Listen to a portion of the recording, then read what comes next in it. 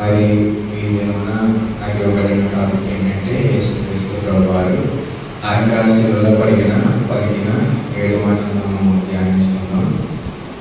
మరి ఈ good Friday దినమున మన సాక్షాత్తు మన దేవుని యేసుక్రీస్తు ప్రభువారు ఆ శిలువలో మరణించారు. మరి ఆయన శిలువలో మరణించినప్పుడు మనందరం కూడా మరి బ్యాడ్ ఫ్రైడే అనాలి, కానీ గుడ్ ఫ్రైడే అంటున్నాం.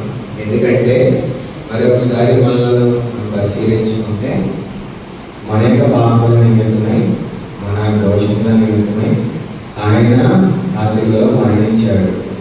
మనలను చీకటిలో మనలను తన ఆశ్చర్యకరమైనటువంటి వెలుగులోనికి మనల్ని నడిపించాడు.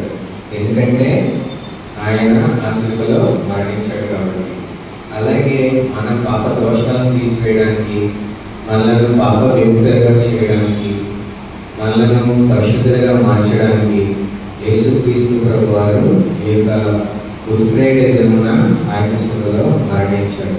కాబట్టి ఈ యొక్క ఫ్రైడేని ఏమంటామంటే గుడ్ ఫ్రైడే అని అంటూ ఉన్నాం. యేసుక్రీస్తు ప్రభువారు ఈ లోకంలో 33.5 సంవత్సరాలు మరి జీవించారు. ఈ 33.5 సంవత్సరాల్లో 3.5 సంవత్సరాలు ఆయన పరిచయం చేశారు. అలాగే ఈ యొక్క గుడ్ ఫ్రైడే దిన 3 గంటల పాటు ఆయన శిలువలో వేలాడబడ్డాడు. అటువంటి ఆ యొక్క శిలువలో వేలాడబడినప్పుడు ఆయన పలికినటువంటి 7 మాటలను ఈ సమయంలో మనము ధ్యానించుకుంటున్నాం. కాబట్టి ఈ యొక్క 7 మాటలు కూడా ఎంతో ప్రాముఖ్యతను సంతరించుకున్నాయి. అనేక చోట్ల దేవుని సంఘాల్లో మరి ఈ 7 మాటలు కూడా చెప్తూ ఉన్నారు. మరి ఇటువంటి 7 మాటల్లో మొదటి మాటను మనం ఈ సమయంలో జ్ఞాపకం చేసుకున్నాం. లూకాసు సువార్త 23వ అధ్యాయము 34వ వచనం.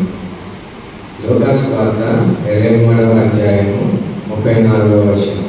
ఇది ఒకసారి మనం చూసినట్లయితే, తండ్రి వీరు ఏమి చేయుచున్నారో వీరు ఎరుగరు కనుక వీరిని క్షమించమని చెప్పాను అనే వాక్యాన్ని మనము చూస్తున్నాం. నిజమే కదండి. మరి యేసుక్రీస్తు ప్రభువారు అంత బాధలో కూడా అంత మరి ఎంతగానో మరి నిందించబడుతూ కూడా ఆ సమయంలో పలుకుతున్న మాట, తండ్రి వీరు ఏం చేస్తున్నారో వీరు కనుక వీరిని క్షమించు అని చెప్తూ ఉన్నారు.